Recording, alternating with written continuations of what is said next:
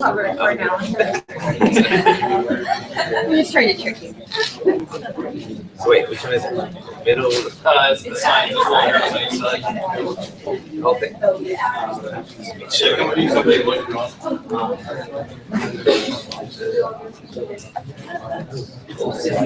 What I'm going to do is, when I introduce all of you, I'm just going to ask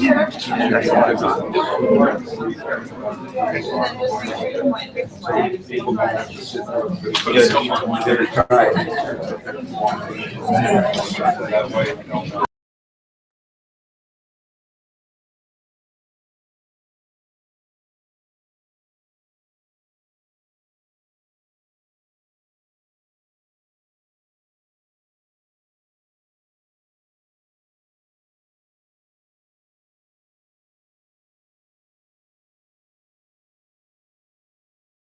Enjoyed your lunch.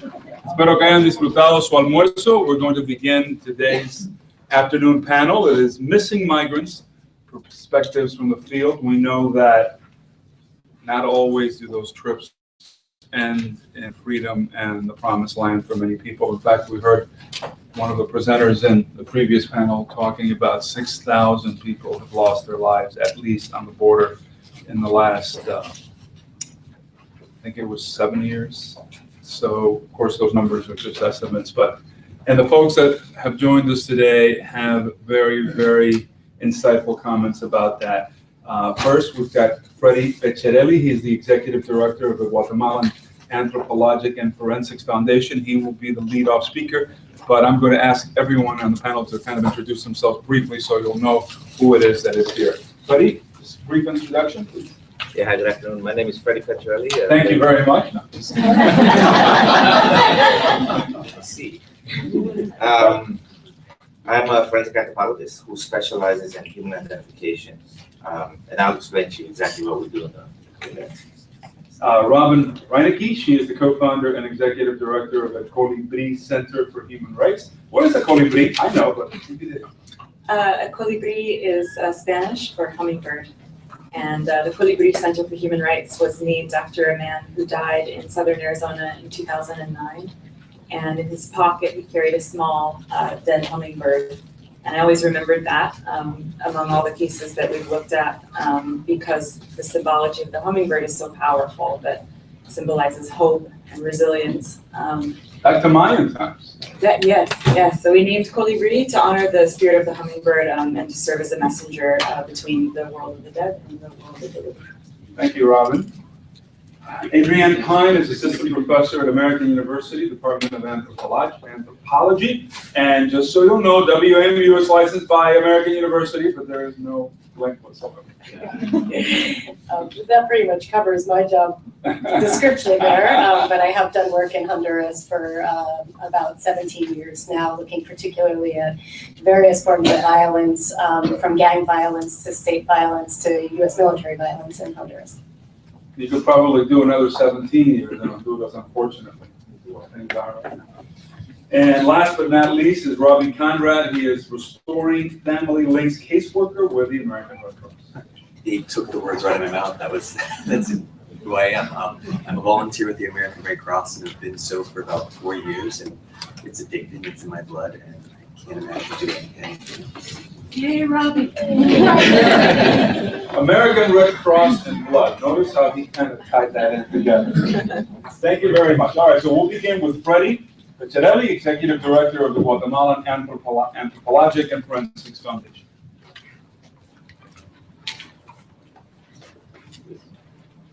Thank you. Good afternoon. Let me begin by telling you how the Guatemalan Forensic Anthropology Foundation gets involved in this. We're actually working, most of the work we do is related to the conflict in Guatemala, to the 36-year conflict, where there was 160,000 dead, 40,000 disappeared, and 1.5 million people displaced. Most of the killings occurred between 1980 and 1984, 1982 being the worst year. These are some numbers of the commission. 83% of the victims are indigenous, 17 are non-indigenous, 93% of the crimes were committed by state forces. And the way things happened in Guatemala was that thousands of missing people were the result of the internal conflict. And there was lack of official interest in the search and identification of victims. Now, all this should sound familiar to you. Lack of local capacity to search and identify the missing, but there was interest from local non-governmental organizations, the AAAS, Dr. Clyde Snow, who you see there, and local anthropologists and archaeologists. So the idea here was to begin a process that attended these needs, the need to identify the victims, the need to know the truth, and also the need to recover evidence of crimes. Now, we're an NGO, we're a non-governmental organization, but we typify ourselves as a scientific organization.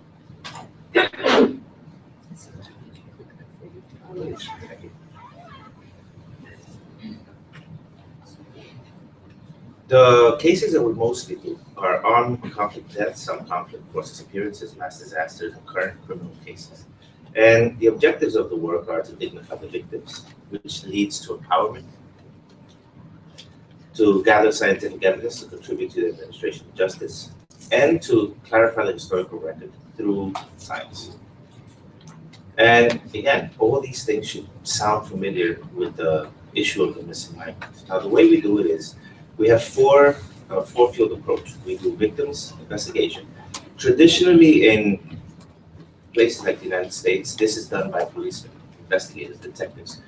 But in our system, no one conducts the investigation, so we have to conduct this investigation. So we have cultural anthropologists, criminologists, and psychologists. They do this, and what they do is they speak to the families and gather the information. Then we have our forensic archaeologists, our forensic anthropologists, and our geneticists in our ISO 17025 accredited DNA lab. Now that's important because DNA identifications have to be correct. And what we've been able to do is to accredit a DNA lab outside of the state. So this is a DNA laboratory in civil society, but it has this level of accreditation. So in other words, the results are scientifically proven and under ISO standards. Briefly, I'll tell you, and the reason why I'm doing this is so you can see the transition into missing migrants. But when we go into a community, we speak to the entire community too, so they can see what we're going to do. We participate in ordinary events that they would carry out, like meetings. There's also ceremonies before we begin the exhumation. But eventually, our investigators do these things. They want to understand what happened and where the bodies are. They want to know the name of the victims. They want to know the antemortem biological profile of the victims. This you probably hear of, the antemortem. This is the profile of the person that's missing when they were alive. What happened to their body that can help us identify them or compare an unidentified body to that person. One of the most important things that we do is we understand the family relationships. Now, this is important because we're going to need to sample people for DNA. So our team of investigators goes in and tries to understand where this person fit into this family. And then eventually, we take DNA samples from them. Simultaneously, the team of archaeologists is searching for the graves and exhuming the bodies. Obviously, in these cases, these are all crimes, so we have to document everything along the way. And you can see there are many, many, many graves in Guatemala. Eventually, we'll get the bodies back at the lab and we'll analyze the human remains to try to understand basically two things. Are there any individualizing factors that would allow us to identify this skeleton, this set of human remains, and how the person died? And so we'll be looking at trauma, so we look at sharp force trauma mostly. So you can see here machete wounds and cut wounds to the neck, machete wounds to the skull. But we mostly see gunshot wounds. And you see an entrance gunshot wound here, an exit gunshot wound there. You can see trajectory. Children, unfortunately, the ages between 4 and 11 are the second highest age group with gunshot wounds in the head. So after doing this for 22 years, we now see the transition over to the identification. This is our DNA laboratory where eventually all the samples from the families and from the skeletons go, where we extract, quantify, and eventually get a profile. The way it works is that we take the sample, usually as a couple sample, we extract the DNA, we copy this DNA, and then eventually get a profile from the DNA in the genetic analyzer, which will give us a DNA profile, something that is unique and something which you can compare to the person's family. Eventually, what this does is when you take these DNA profiles, you put them into a system. What we use is called MPIS, the Mass Fatality Identification System, which was developed for the identifications of the victims of the World Trade Center. It compares the DNA profiles from the skeletons to the DNA profile of the families, and calculates the probability that this person fits within that family. Now, obviously, one of the important things here is to understand that we have to gain families' trust, and the way we do this is obviously by talking to them and explaining everything that we do it, but also by giving them information. And here we have a hotline, the number is 1598, where people can call and ask about what DNA is, what does this sample mean, will I be able to identify my loved one or not? And we also explain to them what we're looking for. This is as far as DNA references. If we get references from the same person, well, it's from the victim themselves, that would be considered a bullseye. If we get references from parents, children, for example, that would be the second best thing, then siblings, and so on. So the further away you get from the center, the less useful the DNA references will be. And this is important to understand because sometimes, for example, a person's spouse thinks that their DNA is no good for identification purposes, but it might be if there are children.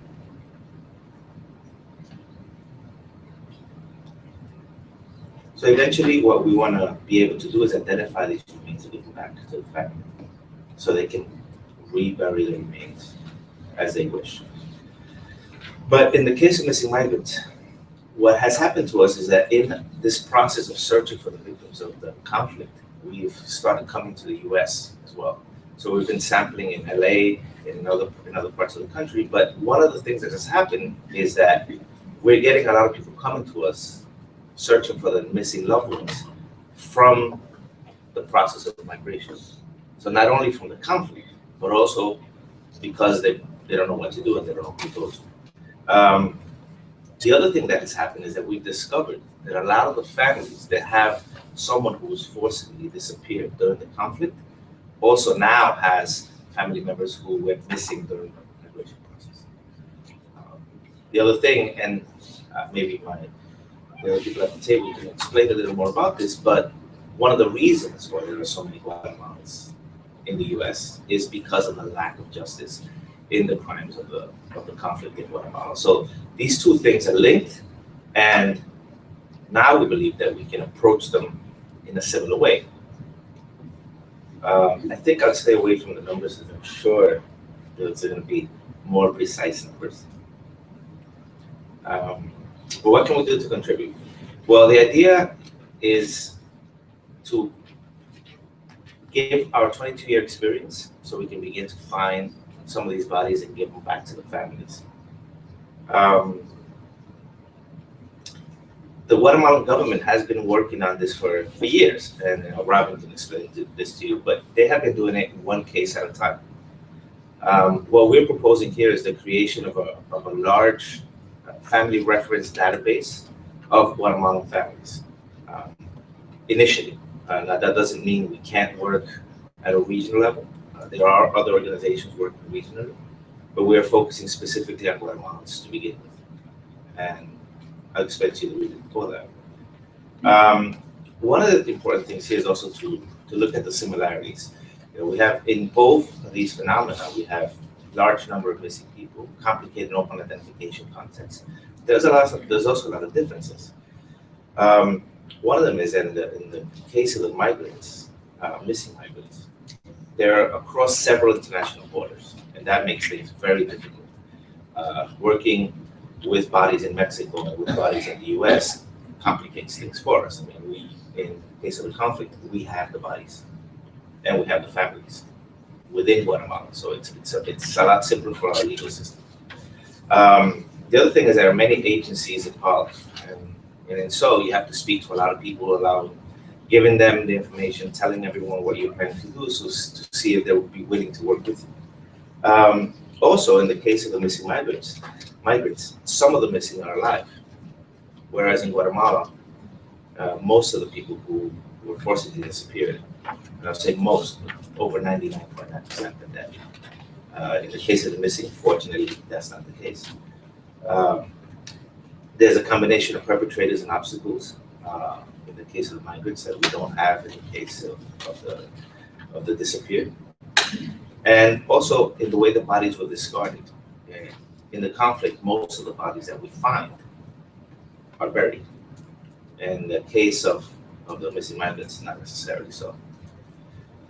So we're learning as we go. The idea is to create an antemortem database. In other words, information about missing migrants, families, friends, documents, medical records, all the information about the persons who are missing. And Robert will talk extensively about that, I'm sure. And the other is to create a family and missing migrants genetic database. Now, this isn't new. I mean, this information already exists. And the difference is that the different databases don't have access to all the families. All the families don't go to wherever this information is. They don't trust everyone. They're not in the country. A lot of them are in Guatemala. Some of them are not, their legal status is not legal within the United States. So they go to different organizations, and what that creates is the lack of having all of that genetic information at the right place at the right time.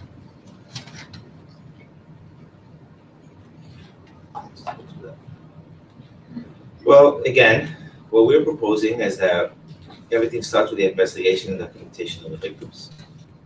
Talking to families, which we've already started doing in LA. And again, every single time I've been there, we get approached by families who have someone missing, someone they haven't heard of in the last 2 months, a child who, it's a case that we were working on together, a child who was with 2 other friends and they were last heard of 2 months ago. They want to know what to do, they want to know where to go, and they really don't know what to do. So they start going everywhere. And one of those places is the Guatemalan consulate. And that's one of the important reasons to work with them. Collecting the buccal swabs. And obviously coordination is key. Here, if you want to just think about it for a second, the complication is, again, people are coming from Central America and from Mexico. There's bodies all over Mexico, and there's bodies all over the US, in different states. Some of those bodies have been found and have been autopsied. The information is in medical examiner's office. Others hasn't. Some of the families have reported they're missing, others haven't. So that's why coordination was going to be key in any effort of this type, because a lot of times we might already have the bodies that we're searching for, but we don't have the information from the families, or even the person has not been reported as a missing individual. That's why, again, we have to remember that public information is going to be key for this. People have to have this information. They have to understand that there's an effort being made and that the bodies can be identified. We cannot assume that because someone is missing, the families know what to do and they know where to go. We can't assume that. And one of the things that we started doing is contacting organizations that we know work and have been working in this issue for a long time. So the first is the Ministry of Foreign Affairs of Guatemala. We're about to sign an agreement with them. We will become their scientific arm for Guatemala. So in other words, what the Guatemalan government wants us to do now is to gather all the DNA samples from Guatemalan families. This is going to be studied by taking sample in the different consulate offices all over the United States and Mexico. We will be training individuals to be able to do this and to be able to incorporate these DNA profiles into the Guatemalan database. We'll be sharing this information with Colibri Center of Human Rights. So this information can also be shared with the partners in the United States. We will be gaining access to the DNA of the bodies that Pima County Office of Medical Examiner Forensic Science Center has through the Body Technology Group, which is a DNA laboratory in Virginia that has conducted a lot of the analysis of these bodies. And we've also been coordinating with the Project Counseling Service that has asked that this work be done in El Salvador, Honduras, and Nicaragua as well, claiming that a regional laboratory is going to give people, it's going to allow people to trust the system a little more. And obviously the International Committee for the Red Cross has started they created a system to gather information that they're implementing in Mexico. So the idea is to begin with the United States, but also incorporate Mexico and allow a system that gives the families a place where they can give their information, give their DNA, and that this can be shared among all the organizations. And again, what we're doing is taking DNA samples from the remains, taking DNA samples from the families and comparing them. Hopefully we can give the bodies back to the families and they can rebury them the proper way. Thank you. Thank you, Fredy. Now, I had an opportunity to interview Fredy in Guatemala, and I'd like to ask him two questions because I think, Fredy, I asked you why this was so important, what the reaction from the families were when you when they were able to definitively close that circle and find some closure and truth in them. And you had mentioned how clothing was something that was very impactful. If you could just share some of what you told us with the audience, because I think this. Well, in the process of giving the bodies back to the families, I was telling Armando that a lot of times the biggest reaction that we get is not when we show them the bones, because I mean, in reality we're not used to seeing bones. When we look at each other, we see faces and we see clothing. A lot of times, in the cases of the conflict, people remember exactly what the person was wearing, and I'm sure in the case of migrants as well. So when we show the families the clothing, that's when there's an expression of emotion that I can't really describe. You have to live through it. But there's a little bit of everything, from I guess happiness of having the body to being upset, being extremely sad, and then all over again. But it's an explosion of emotions that make me understand the importance of this for each individual. And my motivation is being able to do this not only for them, but for me as well. What would I do? What would I do if one of my kids went missing? And I try to do that for every single family that we work with, and try to make sure that we do everything possible to find each one of these bodies, at least look for each one of these people. Thank you. Reineke, co-founder and executive director of the Colibri Center for Human Rights. Hi, thank you. Everyone, thank you for having me here. There were many people who helped me get here, so I'm grateful. And it is very convenient that I get to follow Dr. Peccerelli because he just explained such a wonderful overview of not only the border missing migrant context, but also the science and technology that really needs to go into identifying remains using best practices, which FAFG is definitely known for. I will begin with a little bit of background about myself and the development of Colibri. I'm going to address the deaths on the US-Mexico border, particularly in southern Arizona and northern Sonora. I'm going to talk then about the missing and the unidentified and factors leading to a very high number of unidentified remains and missing persons, which is the challenge specifically that Colibri is working to address. And then finally, I'm going to speak to some advocacy issues specific to those areas of not only the initial death of of people crossing the border, but their disappearance. I've worked at the Pima County Office of the Medical Examiner in Tucson, Arizona since 2006. I came there to pursue a master's in anthropology at the University of Arizona. I'm still writing my dissertation to this day. It's going to be done in December. Sure. But my dissertation has basically become a nonprofit. It was more important to me to build a function to respond to the dire needs of family members than to write about it. So my dissertation is really Anthropology in Action. I'm sorry, the nonprofit is really Anthropology in Action.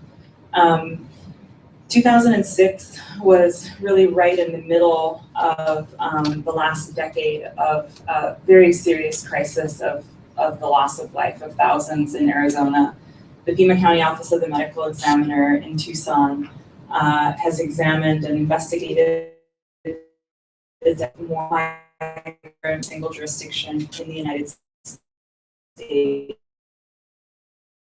Little County is a border county. Tucson is located within Pima County. A lot of the other counties in southern Arizona send their remains when they're found to be examined at Pima County.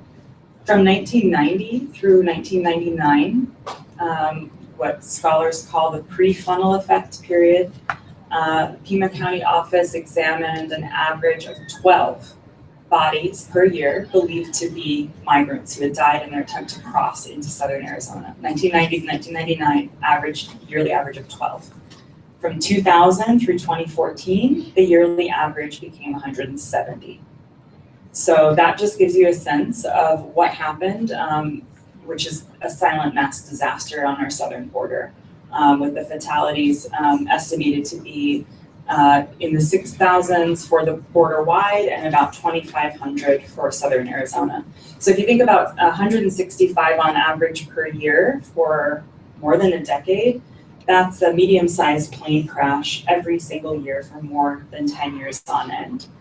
Only it's a plane crash or a disaster scenario where you don't have a passenger manifest. You don't have a clear list of missing. You don't know how many people are involved in the disaster. It's an open disaster rather than a closed one. So like Dr. Peccerelli was mentioning, it's exceedingly complex characteristics for human identification and tracing missing persons. What propelled this number of deaths to escalate into the thousands was the militarization tactics taken along the southern Arizona border. That's extremely important. What a couple of factors coincided right in the mid to late 90s that made a border that was dangerous a border that became deadly on a daily and monthly and yearly basis. Safe urban points of crossing, like Nogales, Sonora, Nogales, Arizona, for example, San Diego, Tijuana, El Paso, were heavily fortified. So the kind of traditional sneaking under the fence ways of crossing became untenable, and people began to go around into the very remote desert areas of southern Arizona and now increasingly southern Texas. And they began dying in the hundreds. And nothing has been done to ameliorate those policies, which have led to the death and the disappearance and the destruction of thousands of lives. So the militarization of the border in concert with migration policies and international economic trade agreements is something that we really cannot forget to address. And really what's happened is a policy that plays out the pain and the suffering of the border on individual bodies and on individual families' lives. So we have a border policy built on human suffering. And I think it's really important to acknowledge that we have a human rights crisis in the United States that's been created by policy. Behind this issue of the number of fatalities and the initial horrible loss of thousands of families, there's another hidden and less well understood crisis in the number of unidentified and missing. So when I began in 2006, the reason that I got very involved working at the Pima County Office of the Medical Examiner was because the forensic anthropologist there, Dr. Bruce Anderson, had the very highest caseload of any forensic anthropologist, very likely in the world in terms of a single forensic anthropologist, yearly caseload of easily over 150 bodies per year. As a single forensic anthropologist trying to deal with the skeletal biological profile analysis for all of these cases. In addition to that very high caseload, he was taking missing migrant reports that were being called in by families. So he was writing them down by hand, recognizing that this was very valuable data, like Dr. Peccerelli described, ante-mortem data. What was the person wearing? What teeth were missing? Where did they cross? What happened? What does the family know about where in the desert the person was left behind? He began getting those calls. It began to increase to the point where it was beginning to really overwhelm him in addition to the caseload. So when I approached him in 2006, as a master's student interested in human rights and forensic anthropology, I'm actually a cultural anthropologist, he invited me to help him. So I began what is now the Colibri Center for Human Rights database of missing migrants. Very quickly, it became the largest database of missing migrants along the US-Mexico border. And it's the only database that is, it's diverse based on nationality, citizenship status. So it includes Guatemalans, Salvadorans, Hondurans, a couple of Brazilians. By and large, it's Mexican nationals, but many Central Americans as well. I began the process with Bruce Anderson at Pima County, kind of in a triage manner. I'm sure many of you have experiences seeing this kind of local response develop to a local problem. And really what Colibri has done is professionalize and standardize and regularize those procedures so that they are following the best practices established in forensic science and human rights regarding missing persons. So what Colibri does is we just now have our new database tool that is capable of automatic comparisons between circumstantial data about unidentified remains and data about missing persons reported by families of migrants, all in the same database. And what it's capable of is producing possible matches. So for instance, you put in data about a missing Guatemalan boy, 14 years old, who crossed in 2010, and you would then see maybe, unfortunately, 3 or 4 possible matches, and you would go through that by hand and look more closely and figure out who among the dead is a real possibility for being this young missing Guatemalan boy. So that's how our database works right now. We are very early stage and partnering with other organizations who have missing migrant data and who have unidentified persons data along the border. Right now, our database contains unidentified data for Southern Arizona and missing persons for the entire border collected by Colibri. And we're working on partnering with organizations such as FAFG, Argentine Forensic Anthropology Team, and a number of other South Texas Center for Human Rights in Valfurias, Berks County, in really creating the first centralized database for missing migrants who may have died attempting to cross the border. So the crisis of unidentified and missing is not caused by the desert alone.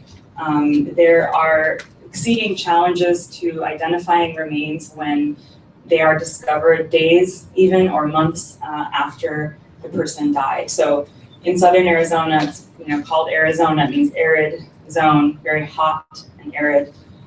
Someone my stature and weight could easily be skeletal in a couple of weeks.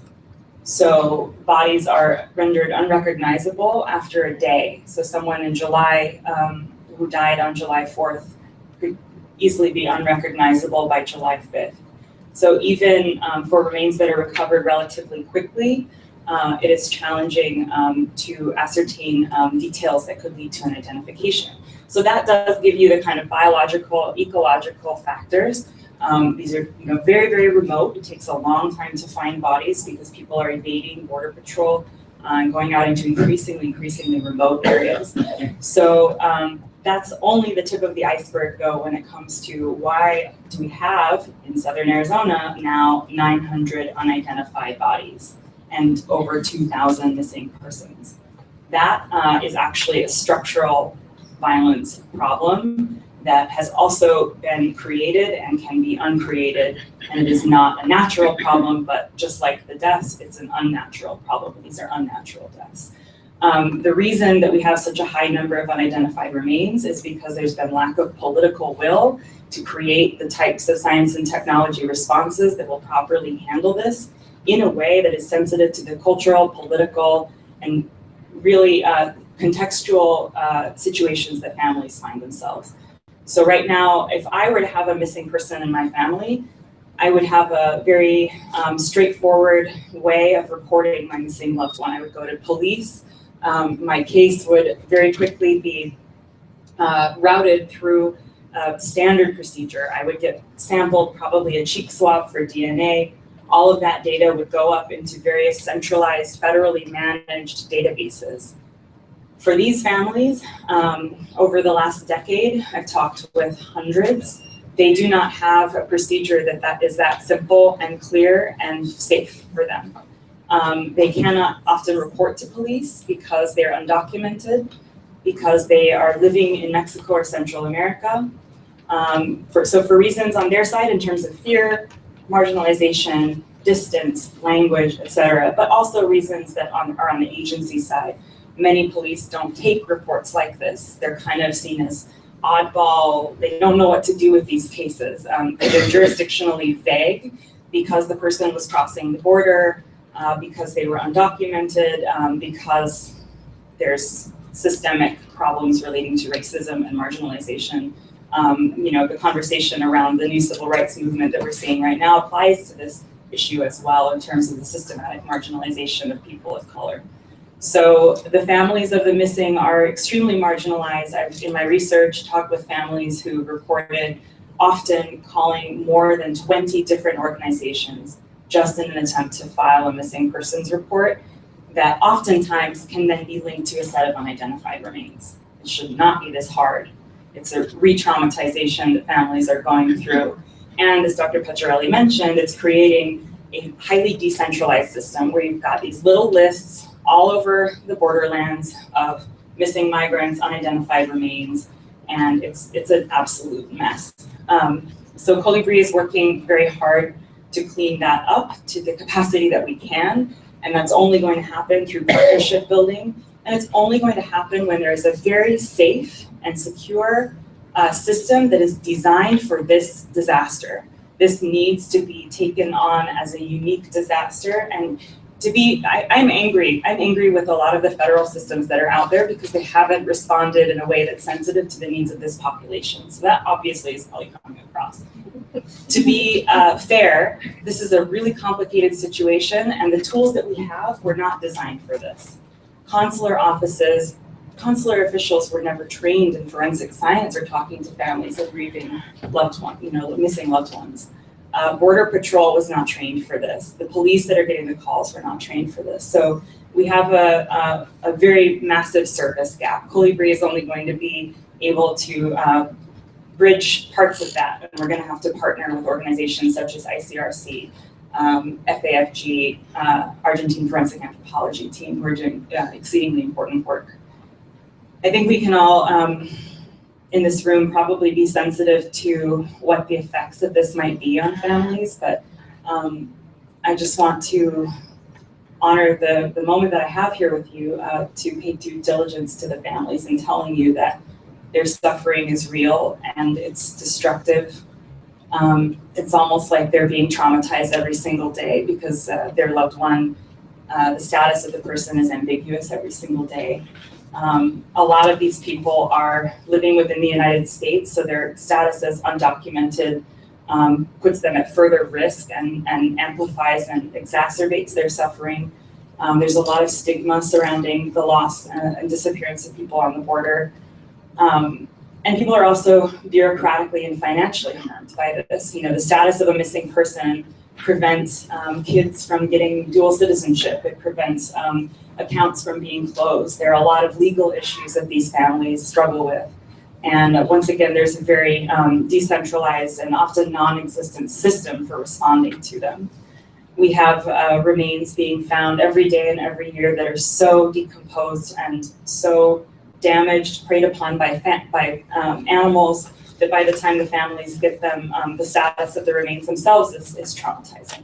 We have jurisdictions along the US-Mexico border who are cremating unidentified remains, which means that the family does not get a body even if the person is identified. There are jurisdictions that are not only cremating the remains, but dumping them in the desert or dumping them in the sea. There are jurisdictions in southern Texas who are not even doing autopsy, not even cutting DNA samples. The bodies are going in the ground, sometimes in trash bags. This is the kind of situation that we have along the US-Mexico border right now. And I'm talking about everything I'm talking about is happening on the US side. This is an exceedingly damaging disaster, and it's multifold. The loss of life, marginalization of families, and treatment and lack of respect for the dead. That is quite variable, and there are best practices, and there are some incredible heroes along the US-Mexico border who have really practiced the ethics of unconditional hospitality, which is really what Colibri is modeled after. Unconditional hospitality is a kind of philosophical term outlined by Derrida and then written about very beautifully by Roxanne Doty in this context of immigration. And the quote that I remember the most, that I carry with me a lot, is that unconditional hospitality doesn't ask who the visitor is. Unconditional hospitality first takes care of the needs. There's a old, I believe it's a Arabic quote that from, I can't remember where it's from, but the visitor comes to your house and first you must feed him for 3 days before you ask who he is. So that's a good example of what unconditional hospitality is that first the human needs need to be addressed. Then we figure out what needs to happen bureaucratically, systematically. So just very briefly, and I'm happy to ask questions, answer questions and ask them. The advocacy issues here are complicated. And I think what a lot of us are saying ultimately is that migrants need to be humanized. We need to understand that these are, first of all, human beings, and no other status matters when you're dealing with this kind of emotional trauma. Deportations, militarization of the border are leading directly to the death and disappearance of thousands of people. And I think we as a nation need to consider, are we going to be comfortable with the questions that those people's children are going to be asking us in 20 years? And finally, we have a lot of work to do, not only partnership building and creating the right systems such as what Dr. Peccerelli is doing and what Colibri is doing, our Argentine Forensic Anthropology, ICRC, but we need to be pressuring the US government to be transparent about their procedures for investigating the deaths and the disappearances of migrants. And federal and local officials need to be doing their jobs to best forensic practices. And unfortunately, too often, that's not the case.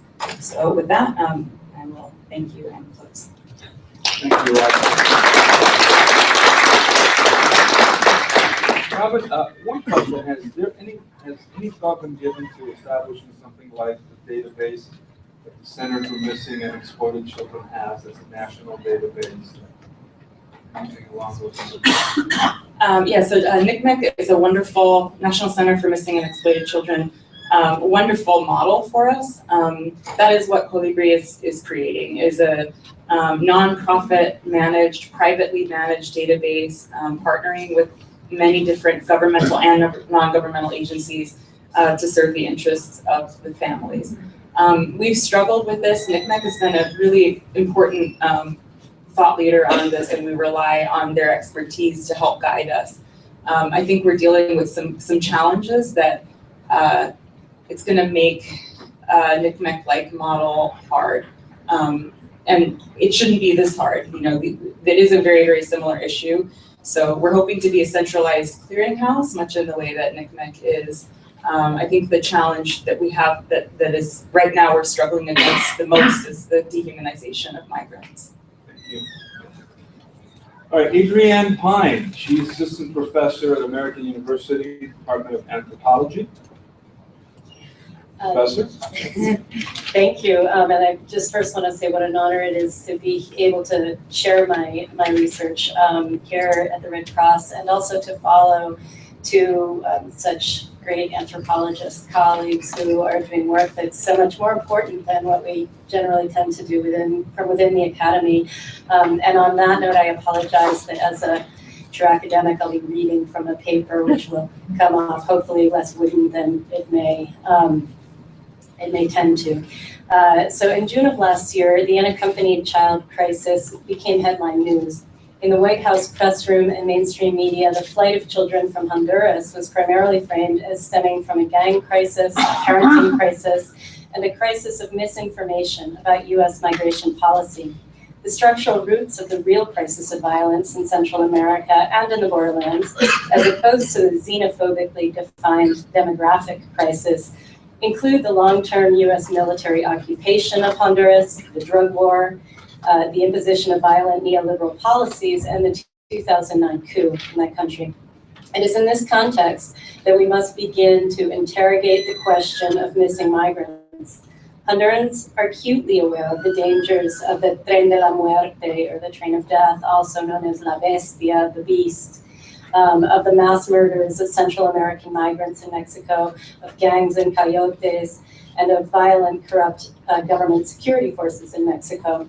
Honduran media and personal accounts from friends and family members who have migrated also emphasize detention center abuses and racialized xenophobic violence of US Border Patrol agents and local police forces.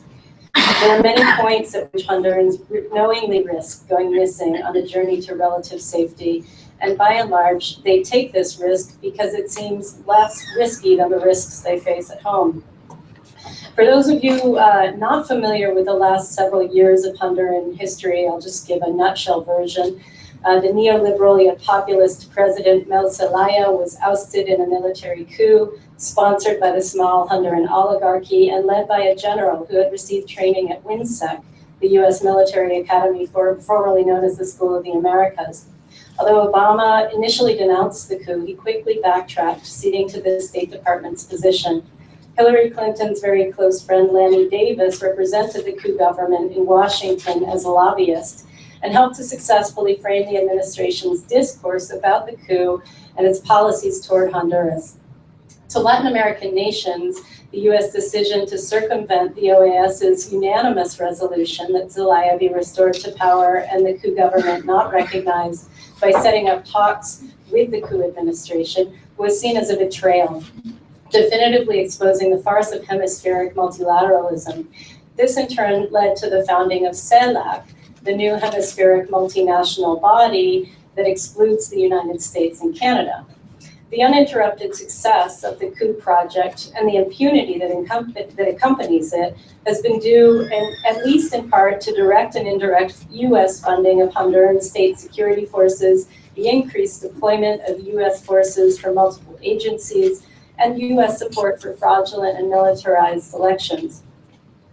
Of course, the US government's reluctance to promote democracy, as most Hondurans and Latin Americans understand it, and its support instead for successive violent regimes relying on the ever-increasing militarization of public spaces to enforce policies that actively displace Hondurans from their lands and weaken their possibilities for economic survival in the interest of domestic and foreign business profits. This did not happen in a vacuum or without opposition. In fact, from day one, June 28, 2009, the coup spawned the most widespread, influential resistance movement the country has seen since the great 1954 banana strikes against United and Standard Fruit companies, now Chiquita and Dole. Hundreds of thousands of Honduran citizens flooded the streets of the main cities in protest and began organizing their neighborhoods and communities to resist both the coup and the violent repression that accompanied it. Hondurans in the movement framed it as an awakening, using sayings like, "Se quitaron las máscaras," or "the masks have come off." Structures of violence and power that were long hidden suddenly became visible to all through a process of collective struggle that was born of the indignation of losing a democracy that never really was. In my 2008 book, Working Hard, Drinking Hard, on Violence and Survival in Honduras, I examined the processes through which extreme forms of crime control, like mano dura or strong fist, and zero tolerance, introduced to the Northern Triangle of Central America by former New York Mayor Rudy Giuliani, came to be naturalized and even celebrated by poor people themselves, even as those same poor people were criminalized and murdered through the same policies. With the resistance movement following the coup, there came an abrupt and dramatic change in the logic of repression that I had studied in the early 2000s. Today, 6 years later, that resistance movement has been effectively crushed through a combination of relentless state repression, electoral maneuvering, USAID-funded NGO, and counterinsurgency efforts, among other things. It is clear that the moment in which structures and agents of violence became widely visible, and when a vast number of Hondurans recognized the emperor without his clothes, lasted only as long as the collective resistance movement itself. Since the coup, the power and impunity of state security forces, funded by the US government through CARSI, the Central American Regional Security Initiative, and other means, has grown immensely. These security forces have been increasingly implicated in the targeted assassinations of peasants, indigenous peoples, and other poor Hondurans defending their lands against foreign and Honduran corporations encouraged by the coup government to exploit land, air, and water resources through initiatives with names like Honduras is Open for Business. And that's an initiative in English. That was a big conference. Drug trafficking, long overseen by the Honduran military, which itself now benefits from greater impunity and power than ever before, has exploded. Honduran citizens have found themselves trapped in a gray zone of state violence, narco violence, and everyday gang violence, which has also surged in relation to other forms of violence and impunity. By 2010, Honduras gained the dubious distinction of being the most murderous country in the world not officially at war, according to the United Nations. And in fact, its murder rate, which has oscillated between 70 and 90 per 100,000 in the years since, is also higher than the murder rate in most countries that are officially at war. Although the current administration of President Juan Orlando Hernandez has attempted to change this by limiting access to homicide statistics to researchers, today the country retains a strong grip on first place. What's happening with the translation? Should I go more slowly? No, the translation just, it's like static or something?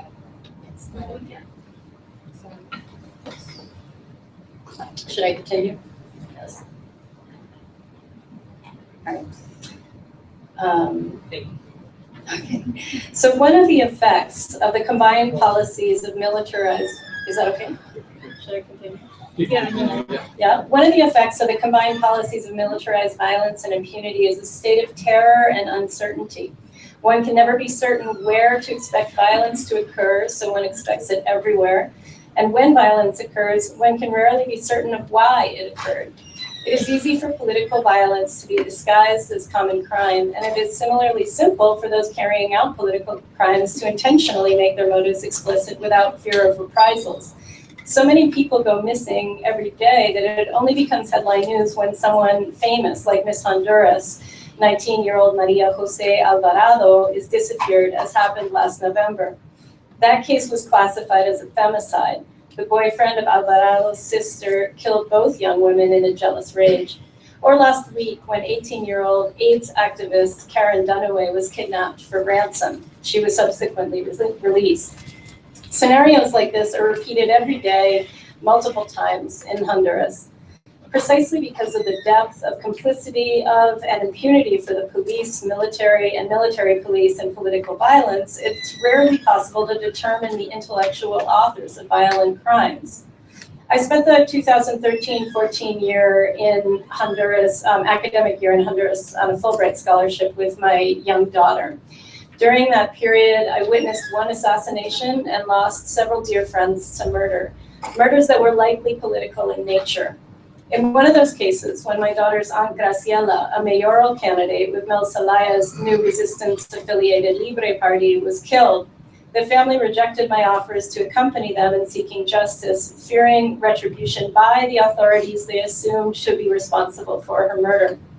Instead, I accompanied her sons as they unraveled The eldest, 25, on whose lap Graciela had bled to death in a taxi, shouting in his sleep and smashing everything he could get his hands on in the middle of the night.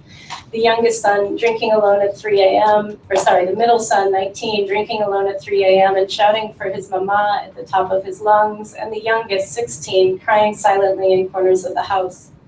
I spent last year teaching at the National Autonomous University of Honduras, and whenever I lectured to a large group, I would conduct an informal straw poll, asking how many people in the room had lost a very close friend or family member to murder. Each time, a large majority of the people in the room would raise their hands. Whether or not they have themselves personally been victims of violent crime, and most of them have, a majority of people in Honduras are suffering in ways very similar to the ways in which my daughter's cousins are suffering.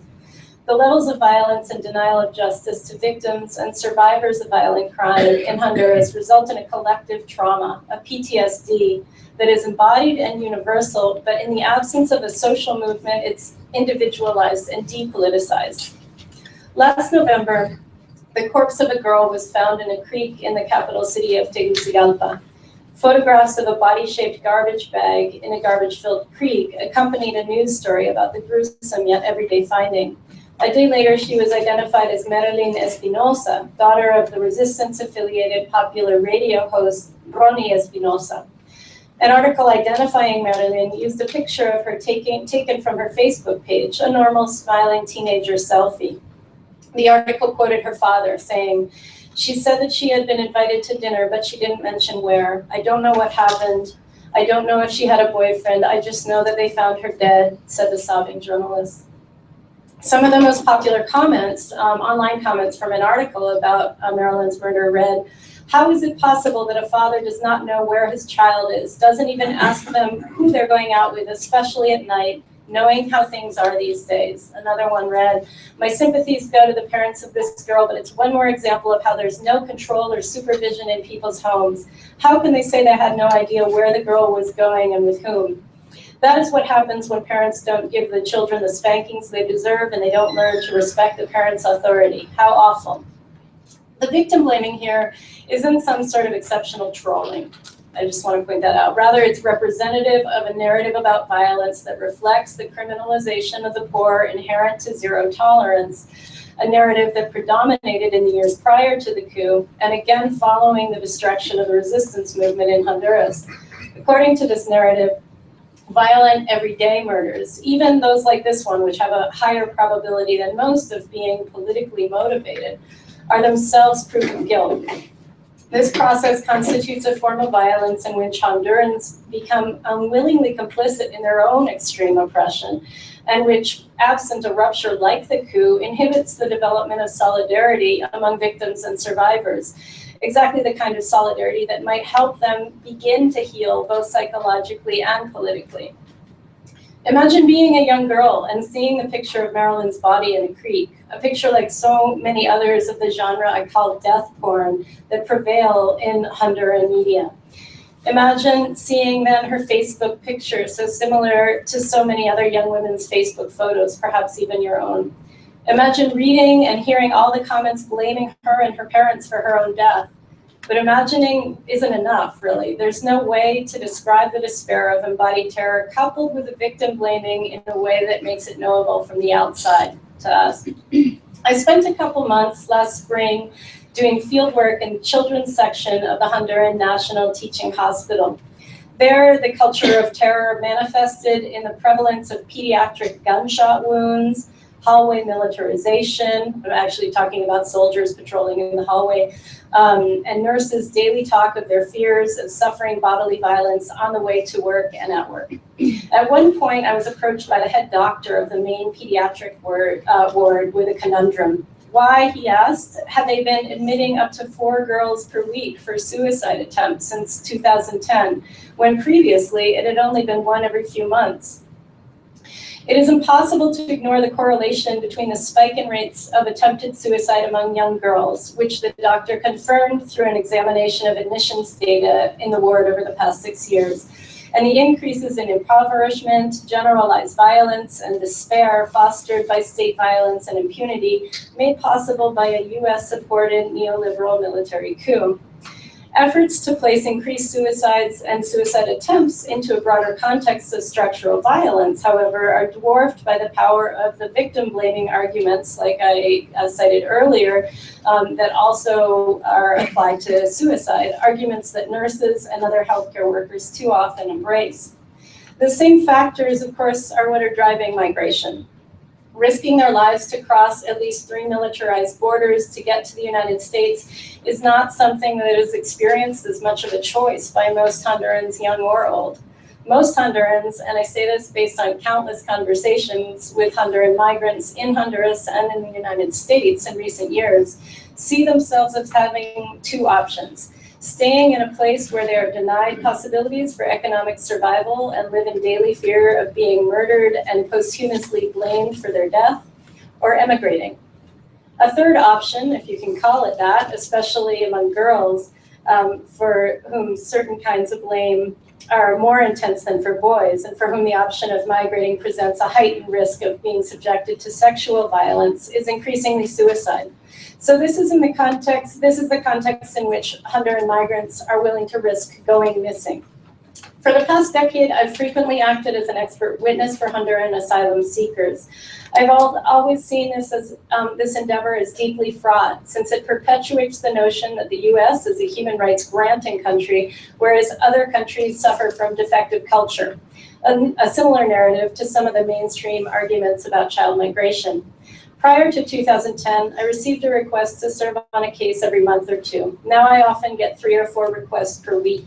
But especially since Central American migrants to the US fleeing the kinds of conditions I've described don't even have a right to representation, the Asylum Project is a project based in charity, which saves a few lives, but ultimately does more to uphold and bolster the root causes of the crisis that stem it, while making structural violence appear as an individual problem, turning migrants into victims, rather than recognizing them as refugees and as people who have made a brave, informed decision to risk going missing precisely in order to no longer face that risk.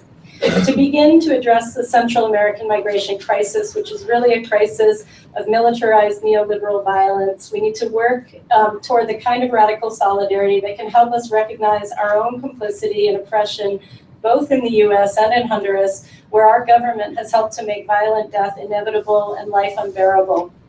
More narrowly, and I'm about to finish, in terms of policy, actions that could fix the missing migrant problem are ultimately the same that would address the root causes of the crisis. Such actions would begin with a real end to deportations, a recognition of refugee status, always a political designation rather than a technical one for Hondurans, move to universal legal representation for asylum applicants, and as my colleague has pointed out, a demilitarization of the border, which would also require a ban on the use of private contractors in border security operations, from high-tech fences and drones to private detention centers, where so many migrants also go missing, unable to contact their families. But more broadly, the only thing that will make Hondurans safe is a radical shift in US foreign policy towards Honduras, one that recognizes the sovereignty of the Honduran people. Thank you.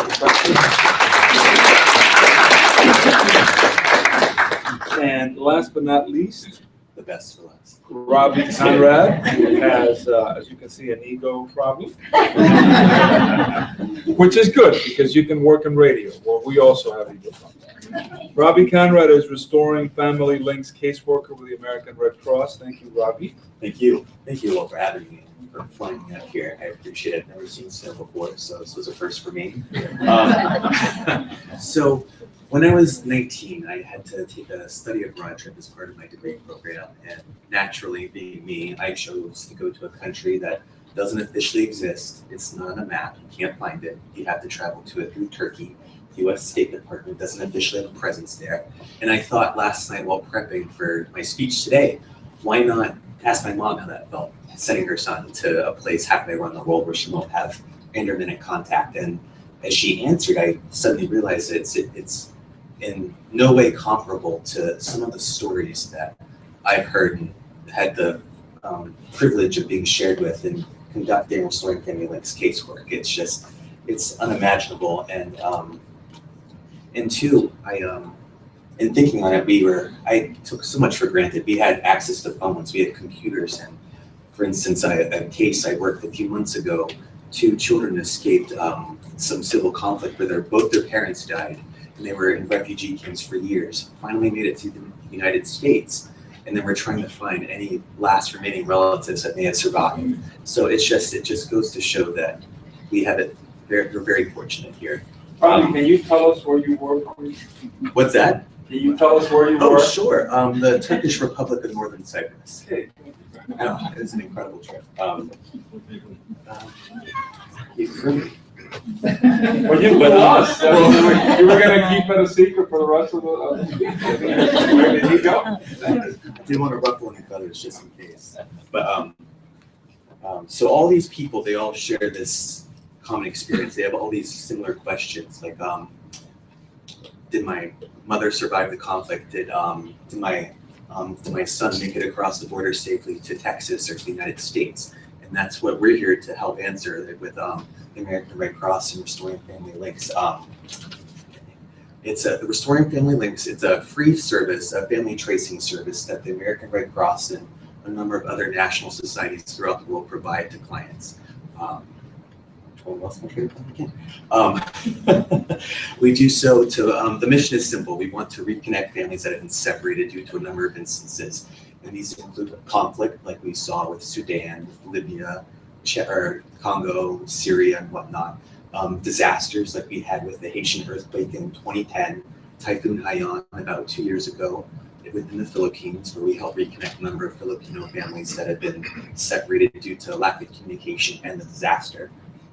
Also, a number of crises, like for instance, we do Holocaust tracing, where we help reconnect families that have been separated for about maybe 5 or 6 decades. And even if those family members have died in the interim, we're able to provide some documentation and closure. So at least that way that family has that sense of finality and that they know they have an answer. They're not just left wondering. And then of course, why we're here, migration. So we also help now working with migrant families to reconnect with their loved ones back home. And so Restoring Family Links grew out of a need, or is a result of our main and primary mission, which is to alleviate human suffering. Of course, we had the recognition that we address human suffering through providing financial assistance, housing, food, clothing, and whatnot to address the immediate needs, but then it also want to supplement those needs by maybe alleviating one's psychological or emotional burden that comes with being separated from a family or not having answers to those questions. I am floating through this, I'm way too fast, and it means to be succinct. And in conducting this work, we've tried to guide ourselves based on our 7 principles, one such being impartiality. So we are willing to help anyone, regardless of circumstance, sex, ethnicity, and otherwise. For instance, my first case, which is a real trial by fire, I had to go to reconnect a Cuban family, and the gentleman had been arrested for murder, so I actually had to go into a prison and get a brief glimpse of what it's almost like to visit a prisoner of war. But everyone deserves to know where their family member is, regardless of circumstances or otherwise. It's an honor to be a part of this work. But before I talk about working on migration cases and what those are like, it's probably best to give you a little context of what a typical RFL case is like. So this is an example. It's actually in your book. It's a female named Lenka traveled to the United States about 25 years ago from the former Czechoslovakia with her 2 children. She had intermittent contact with her family back home, and then that contact became infrequent, and then it was just ultimately severed. And then, so the mother in the Czech Republic now requested the National Society there to initiate a tracing case to find her daughter and reestablish contact with her family there. So the American Red Cross believed, or had information that she might be in North Florida. So the information trickled down into my chapter where I was put on the case. And I tell you, we're a relentless group of people. And then we employ a number of resources to ascertain the whereabouts of these people. So we look at public records, social media, driving license records, everything and anything under the sun.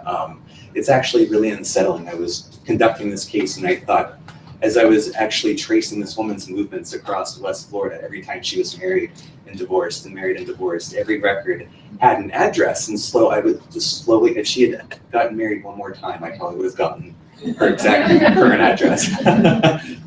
But no, so that's what we typically do. It's we have about 3 months to conduct casework to hopefully ascertain these people's whereabouts, and it's very straightforward.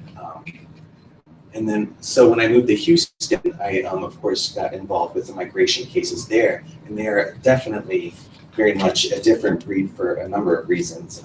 First and foremost, the cases that I've worked on, they've all unfortunately had the commonality of having either some type of violence involved or some type of exploitation of this person that we're seeking involved. So it makes that much more difficult compared to the typical case where we're looking for someone who's probably left the trail.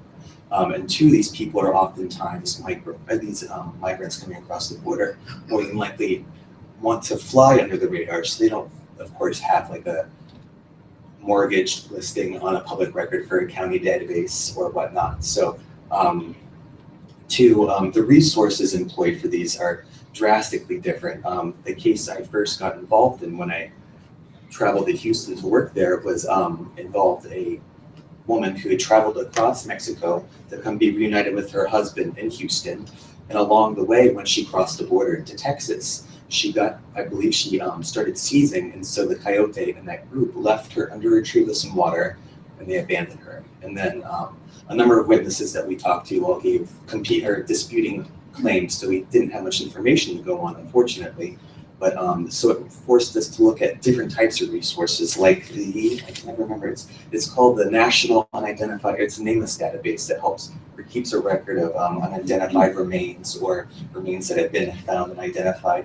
And so it helped in one of the cases that we found through the coroner records, helped to hopefully provide this family some type of relief. But it was something way beyond the scope of what I've been typically accustomed to, because it involved getting the family back in Mexico, their DNA samples through across borders, which involved going through the consulate and whatnot, and coordinating with law enforcement.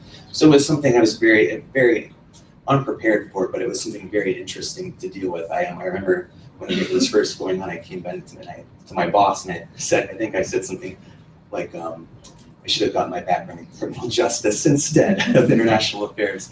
But another main factor that hinders or doesn't help exactly is maybe fear in coming to the American Red Cross, because a lot of migrants, from what I understand, see us as an arm of the US government and may not have that type of trust or may not wish to share those details about family members that are presently in the United States. So that's also an issue. But there are a number of ways we can hopefully work to improve upon our processes, one including working with partners in the area, for instance, where there are a number of transitory stations, or not stations, but shelters throughout southern Texas that house migrants as they're making their way onto their next destination.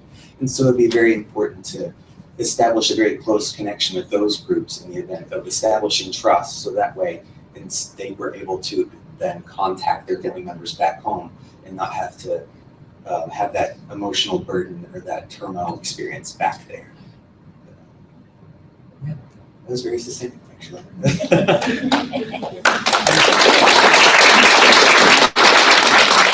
have a question for you, Robbie. Yes, sir. What in doing this work as a caseworker for restoring family links, is there one thing that surprised you the most in you? Is there one thing that kind of like opened your eyes?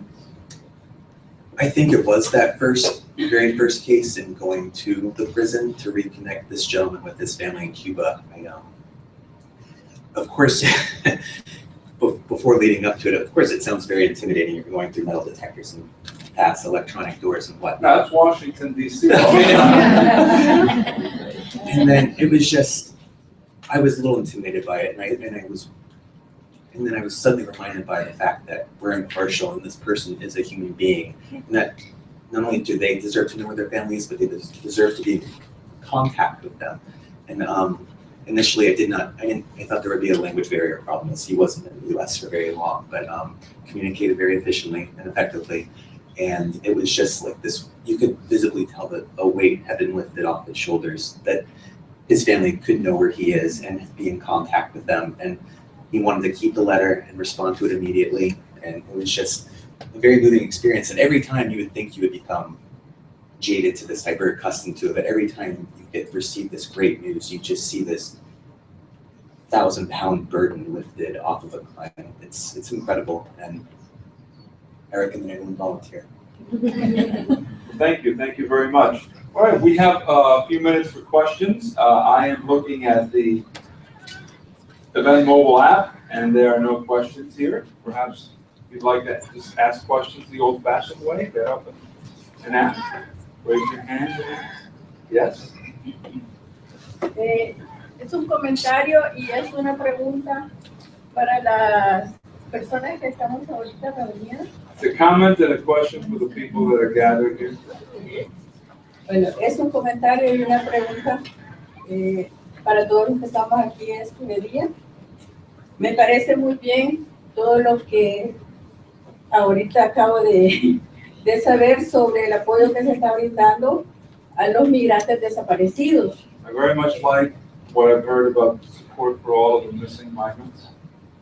En cuanto al reconocimiento de cadáveres y otros apoyos de los cuales han hablado las distintas organizaciones.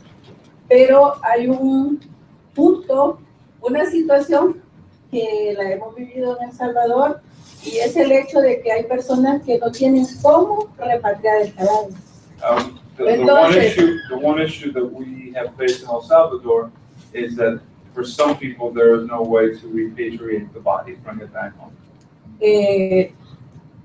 Tuve un caso de una madre de familia que le avisaron de una funeraria de la frontera que su hijo estaba muerto.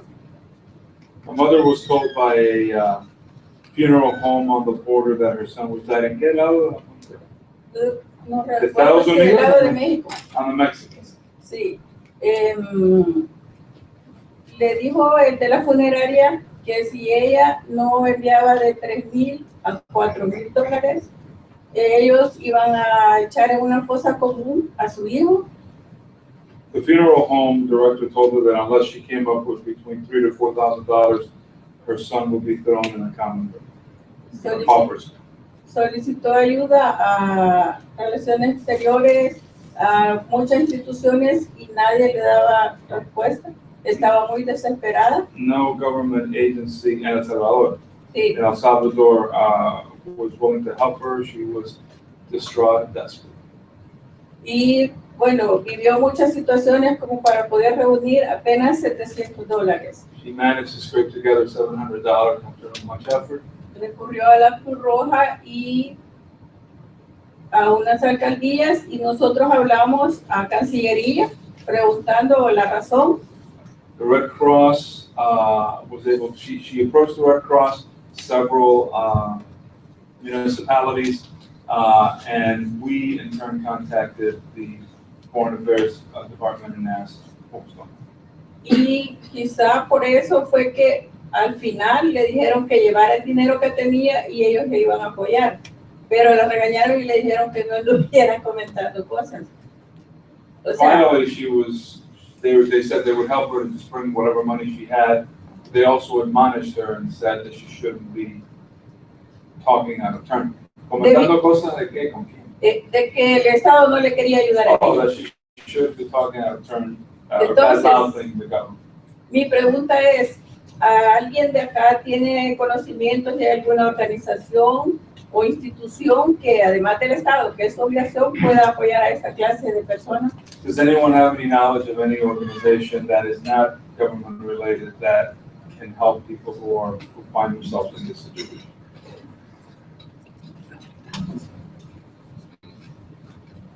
So to respond to the issue of the cost of repatriation of remains, this is a whole other level of violence that the families experience.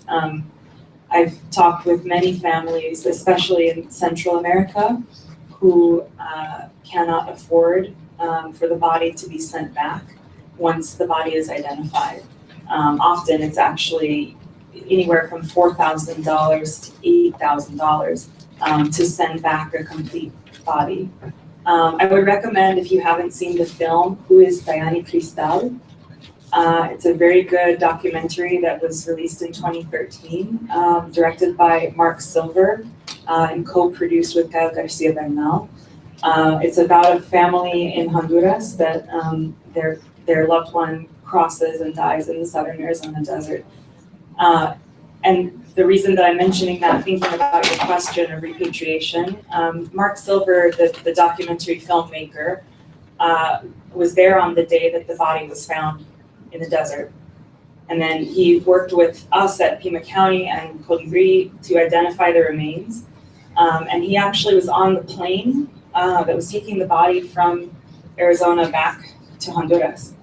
And in that case, I think because it was highly visible, the Honduran government paid for the body to be repatriated.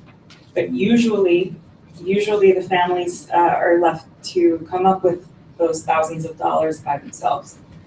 But when Mark, the director of the film, accompanied this body on the flight from Tucson to Phoenix to Miami, and then it was supposed to go Miami to Tegucigalpa, the body was left on a tarmac in Miami, and Mark Silver, the director, arrived to Honduras, but the body did not.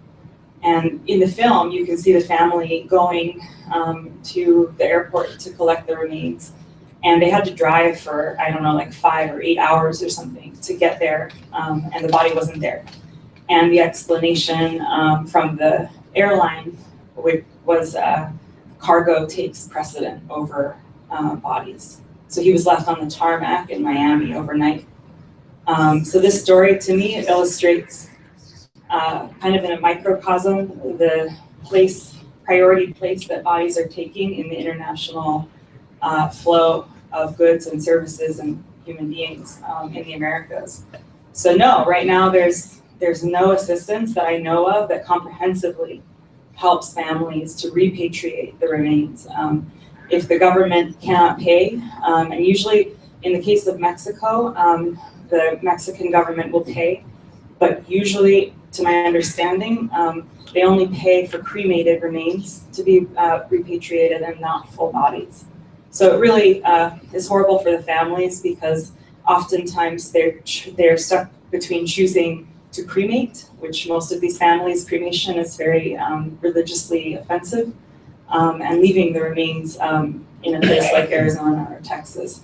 So this is one of the things that Colibri would love to fundraise for, so that we can help families that end up in this situation and can't afford for repatriation. But right now, our operating budget is so small that getting into this practice would be unfair because there's so many families that need the help. And we can barely cover the costs of the case management and the forensic comparisons. We can't even afford DNA. So We have time for one more question. Tenemos tiempo para una pregunta. Gracias. Oh, we have no time. Getting some basis. We have no time. You have to go. Sorry. Yeah.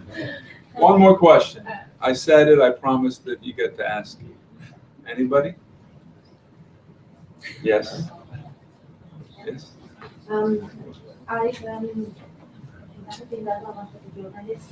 I've been working on migration issues for quite a while now, and I work with the Mesoamerican migrant movement, which every year for the last 10 years they've been bringing a caravan of mothers from Central America into Mexico looking for their missing migrants.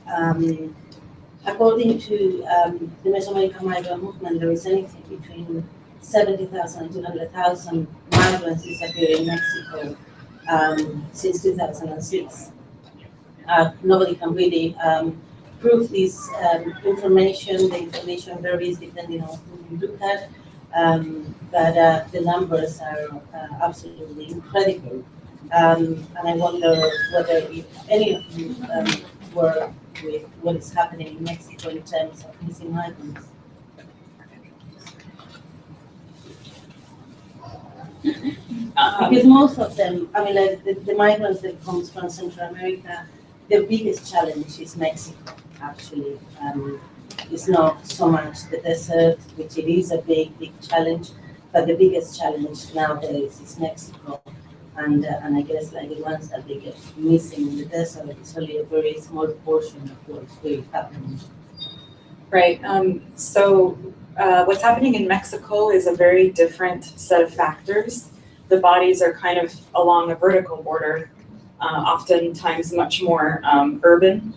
And the bodies are found more quickly, but it seems, and again, there's very little known about this. There's a report I would recommend that came out by International Organization on Migration this summer. And I co-authored that and covered everything that I could find about the question that you're asking. To my knowledge, the Argentine forensic team is doing a lot, especially in Chiapas and Oaxaca. Fundacion para la Justicia is another organization in Mexico City assisting families of missing migrants in Mexico. But it's a related and very similar but very distinct problem. We're hoping that our database, once we prove success with the model in the desert, ultimately can also obtain records for unidentified in Mexico, because we anticipate that many of the missing persons reports we have, some of them could be in Mexico.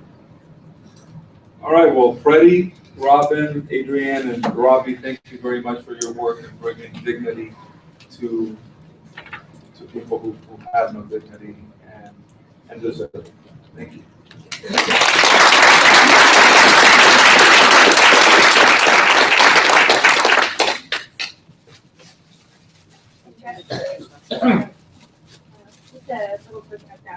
For the incredible work that you do, and for also for coming to DC in the snow. It's much warmer where you are coming from. And so thank you very, very much. And I am sure that there's many more people who are wanting to speak with you afterwards. We're going to take to the audience. We're taking a small break, and then we will reconvene it in 2:45. Is it? Yeah. And so they're going to open up the wall for sure this time. Thank you. Mr. Gorbachev, tear down that wall.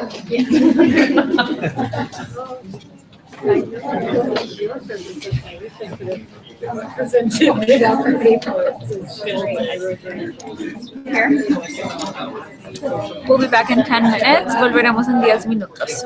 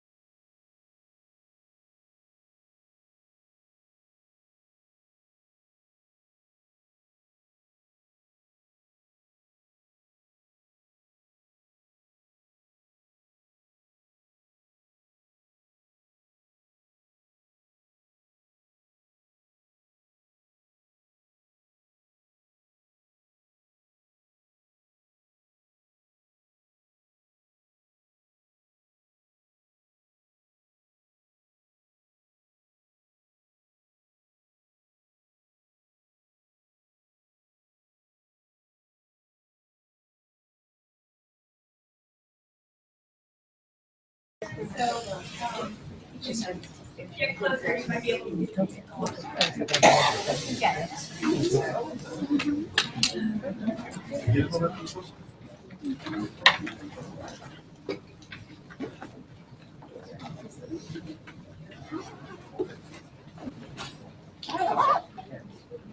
Where is Encarni?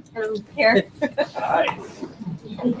So Encarni Pindado is a freelance journalist. She is the director of Migra Zoom, or Migra Zoom. Migra Boom, because es española. And some beautiful pictures, and she will take it away. Adelante. Hello, good evening to everybody. It's a great pleasure and an honor to be here today. I've been documenting migration for the last 4 years, especially documenting migration looking into gender, like women migrants in particular. I was interested in documenting women migration when I realized that all those images that we see mostly in the media, they're of men riding the trains, and there was hardly any women to be seen, and the ones that they're always victimized, or they're the mothers or the reunited families of some other person, rather than talking about women as themselves. So I thought there was a project to be done, and I've been documenting migrants from Central America all the way to the northern border of Mexico, and this is very much like what you've all been talking about today, but putting some faces to all these important subjects. So if you like, we can see the images, and maybe I talk a little bit about them. It takes between 3,500 and 5,000 kilometers to cross Mexico. A lot of the, are they jumping? Sorry. Yeah. It takes between 3,500 and 5,000 kilometers to cross Mexico. It is a journey that for a lot of migrants, they don't really know what they're going to encounter. They might have read about it, they might have heard stories about it, but really the reality is much more hard than what any of them can ever imagine. Women, in particular, they are extremely vulnerable. According to Amnesty International, 6 out of 10 women get raped on the journey to the US. They have to cross the southern border of Mexico, which is very much like a spider web for sex trafficking. And the younger and the prettier you are, the most vulnerable you become. There is about 70% of the women that travel into the US, they do so because of violent problems in the country of origin. And this is what our colleague was telling before. It has to do with a lot of structural violence in the place of origin. This structural violence and this cultural violence and the physical violence that is taking place in Central America forces a lot of these women out. And not only young women decided to go, not only children, as we've been seeing, but also women from the third age. I mean, like, this woman was like nearly 60 years old, and she's forced to go and ride on the trains for the third time, trying to reach the US because there's no options and her life is at risk in the place of origin. So she just has to go, whichever means. This image is very much what happens to a lot of women in the desert and in everywhere in the country, really. And as I said before, it's like 6 out of 10 women get raped in the journey. not only by the travel companions or the gangs, sometimes authorities, everybody preys on women. They do so, and for instance, this lady was taking what is being called the vaccine against Mexico, La Vacuna Anti-Mexico, which is a contraception injection that women take because they know they're going to be raped in the journey, so at least they don't get pregnant. I met this priest in the north of Mexico, in Altar, Sonora, who was telling women to use any form of contraception in order to take the journey into the desert. And he even blessed the contraception pills, even though the Christians do not allow contraception, but he even blessed them and have like some kind of like priest, like some kind of saint on top of the contraception pills in the chemist to encourage women to take these pills.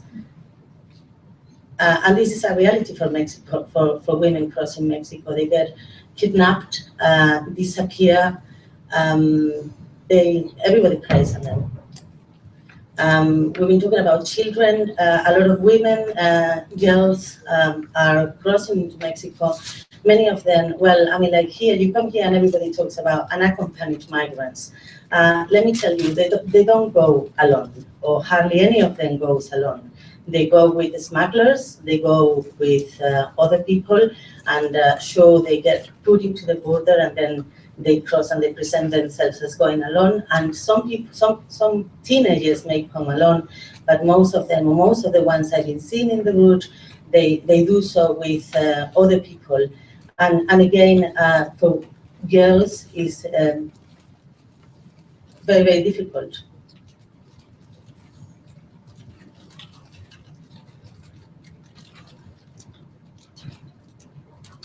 I met this woman 3 weeks ago, and she was kidnapped and released from the kidnappers because one of the migrants managed to escape. It was a group of 12 people who were kidnapped at 12 in the afternoon, in the middle of the day. According to the police, the Mexican police, they said like, this is the first case that we have of an event such as this. But when I interviewed the migrants, they were saying that when the kidnappers were calling other people to bring some vans to bring them over, they were saying, like, just come to this point where we, the same place where we always are. So that implies that they know exactly, like, that those are crimes that they've been taking place in these particular areas all the time with the knowledge of the police, and they're not doing anything about it. They're probably accomplice of all these crimes.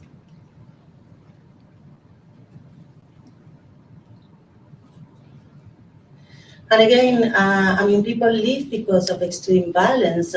This couple have to leave after she was brutally raped in front of her baby, and they robbed her entire house, and then they sit down to eat their lunch for about like 2 hours. All that at gunpoint. I mean, like, there's so many examples of the brutality that is happening in Central America, and I think some of these people, they're not migrants really, they're refugees, or they should be considered as refugees.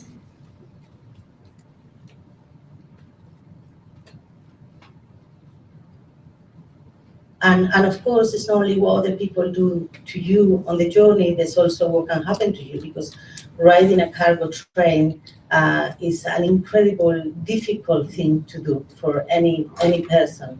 And it takes between 3 and 5 weeks to cross Mexico on trains, on top of cargo trains. You can imagine the sun, the heat, the weather factors and everything, and the tiredness that all these people go through.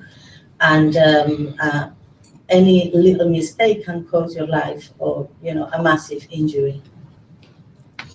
She was kidnapped, forced to work as a prostitute, and when she escaped, she lost her legs on a cargo train.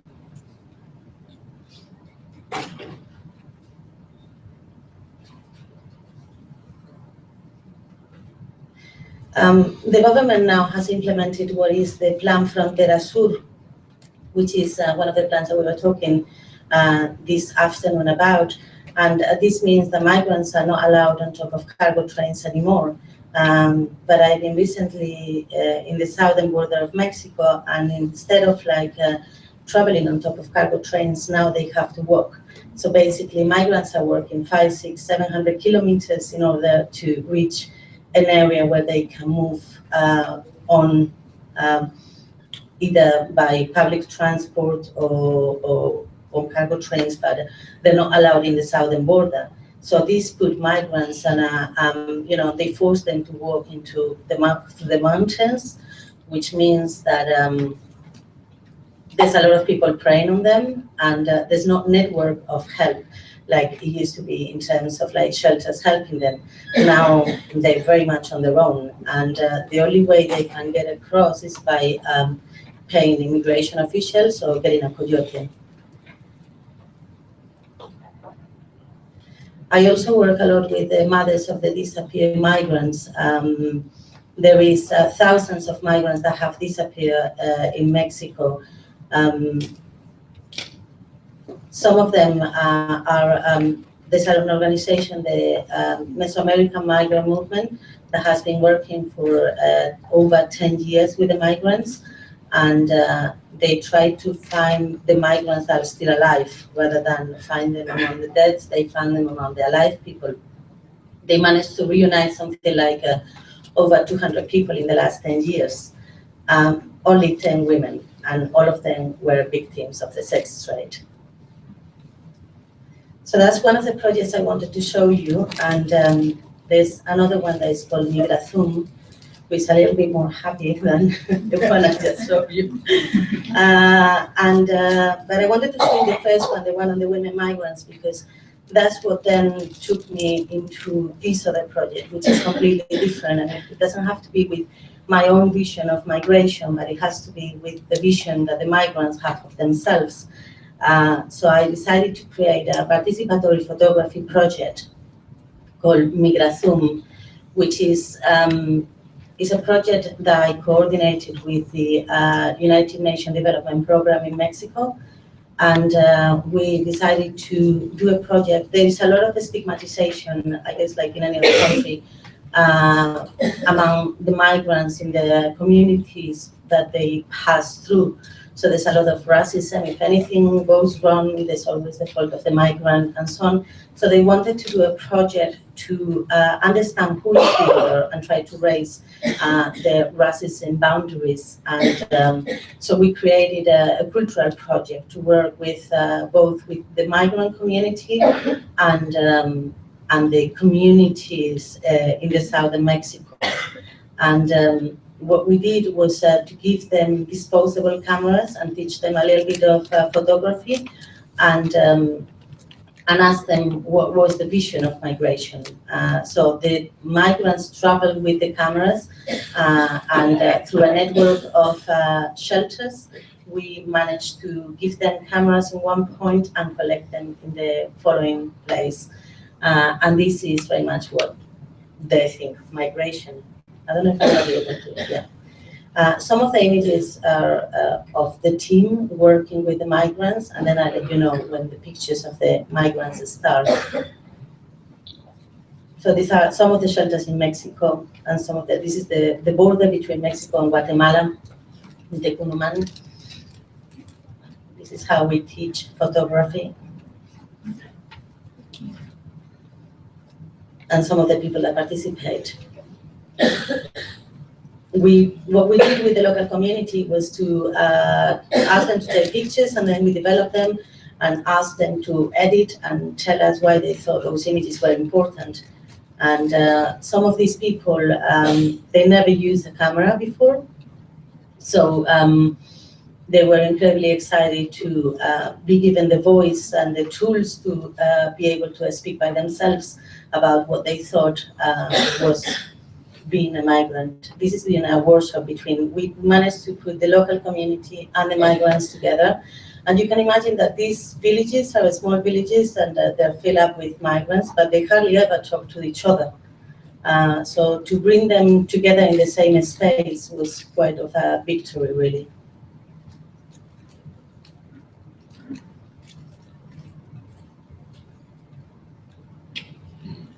And these are the images that they were taken by the migrants and the local community.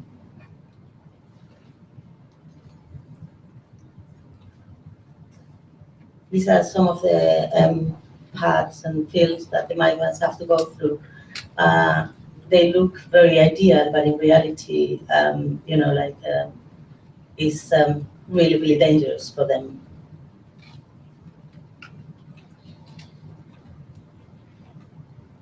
What I like about these images is that they show a completely different idea of what is to be a migrant. They talk about their camaraderie, they talk about their dreams, their hope, their spirit, their journey, sometimes about like how hard it is to be a migrant, but you can see there is an element of joy in all these images that normally as a photojournalist you don't tend to get.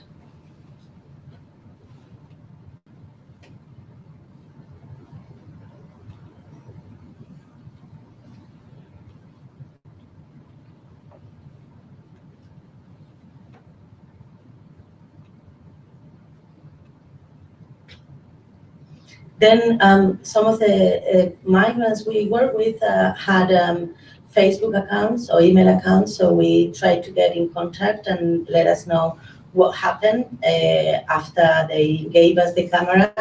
And we did a small list of events, and this is only the first 400 kilometers of the route. But some of the migrants have been pushed out of the train because they have no money to pay to the gangs that operate on the trains. Some migrants have been deported. Some migrants managed to make it to the US. And I remember talking to this guy was pushed out of a train while running. His brother was a 13-year-old guy who was left on his own. And nobody knew, or the migrant I talked with didn't know whether if he managed to survive or not.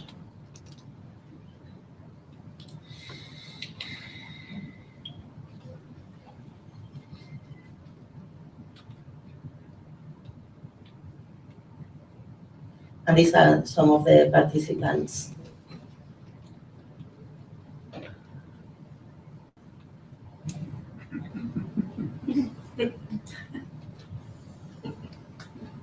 That's the project.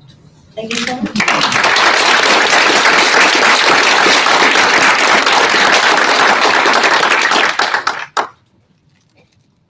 Thank you. That was very powerful work. Thank you. Very powerful.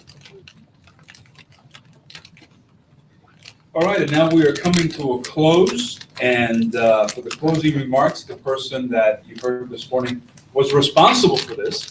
So if there's anyone you want to hold accountable, there she is, Nadia Kalinchuk.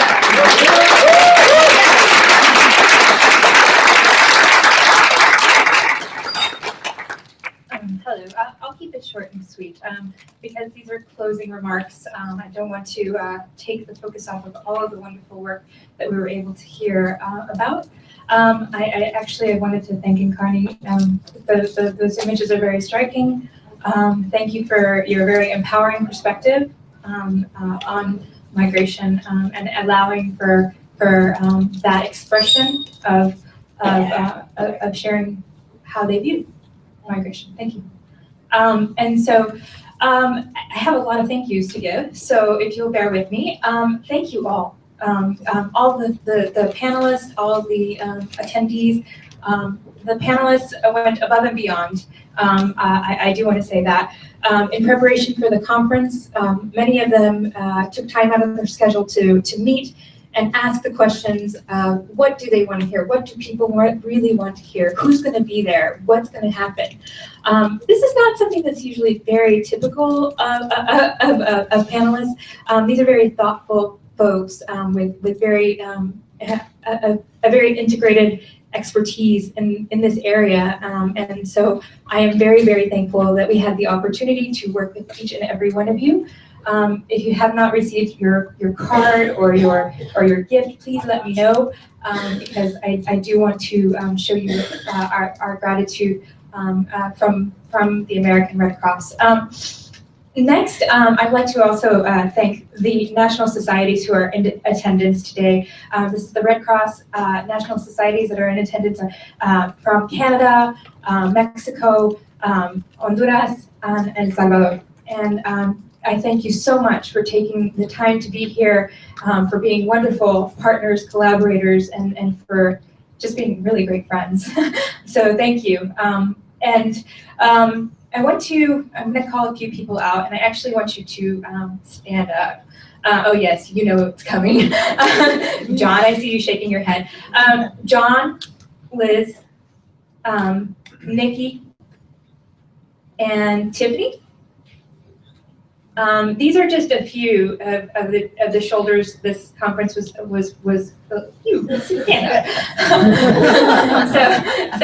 these are just a few of the shoulders this conference was built on, and so of course nobody does this alone, and I have the pleasure of every Monday having a meeting with these really wonderful people who are cheerful on Monday mornings, and they really are, and I am too.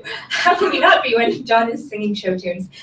So I am very thankful for your, amazing work, and obviously all of this that you put together, the social media, the mobile app, just testing everything out and really being thoughtful about it. So thank you, and all of our Restoring Family Links team at national headquarters, as well as in the field, the people who are here who came from all parts. Thank you so very much for all the work that you do every day for our clients. And so I wanted to move on to a little bit of the themes that we discussed in the during our time together, and one that really stood out to me in one of the panels I attended was a theme about unconditional hospitality. And the reason it stood out to me so much was because it basically sounded like humanitarian work. It's providing service to people regardless of where they're coming from, regardless of who they are. Not asking their names, just providing for them and their basic needs and their time of need. And that is just something that really resounded with me, but it also made me think that I think we all work towards the time that hopefully we're unemployed, right? A time when these needs are not so brave and when these needs are not so big and overwhelming. And I think that makes me think again to Leslie's comment when I sat in on her panel from the UNHCR, talking about all the crises that are going on in the world and comparing these very tragic human experiences and how that there really is no measurement for human suffering. And that is the reality. There is no measurement for human suffering, and it is very difficult to weigh one against the other. Because if we are to adopt that unconditional hospitality, we must also remember that all of the suffering is real and needs to be addressed. So that's what that made me think of, and I was very thankful for that comment that she made, because it was like, yeah, we do measure things, and it is very hard when you're talking about millions and hundreds of thousands and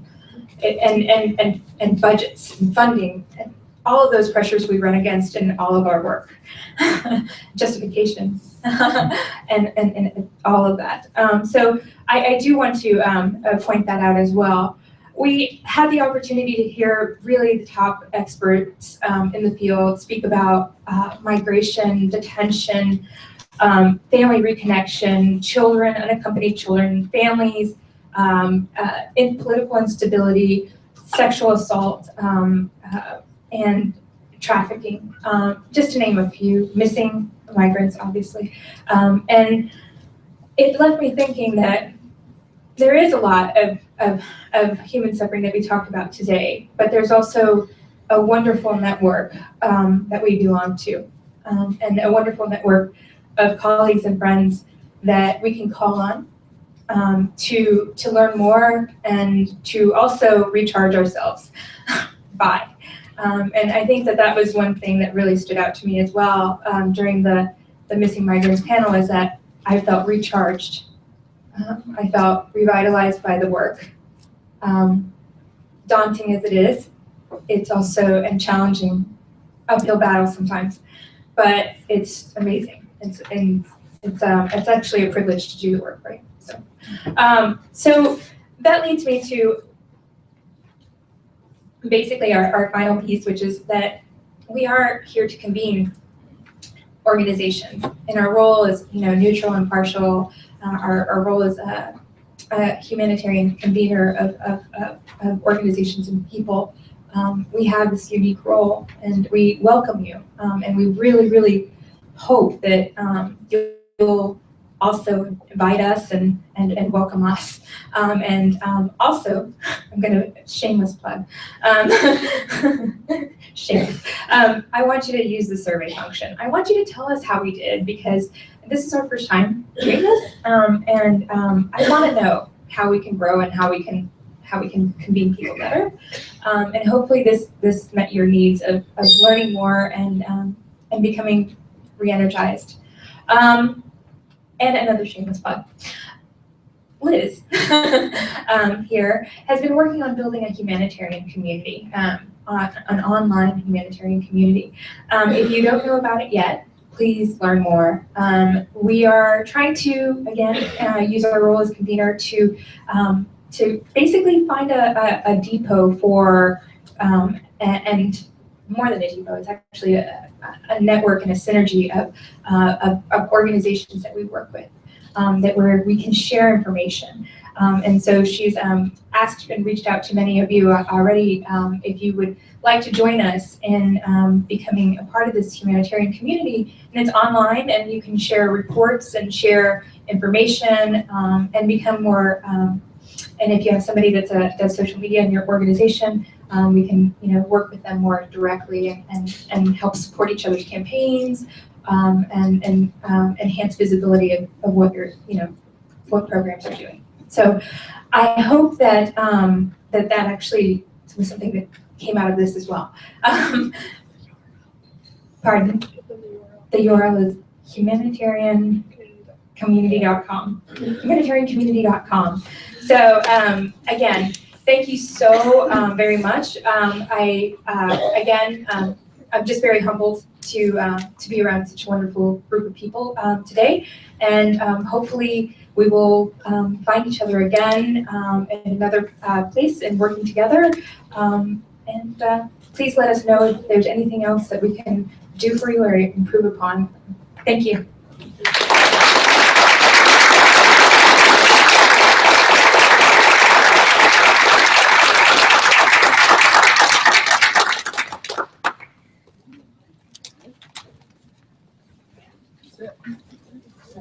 Congratulations.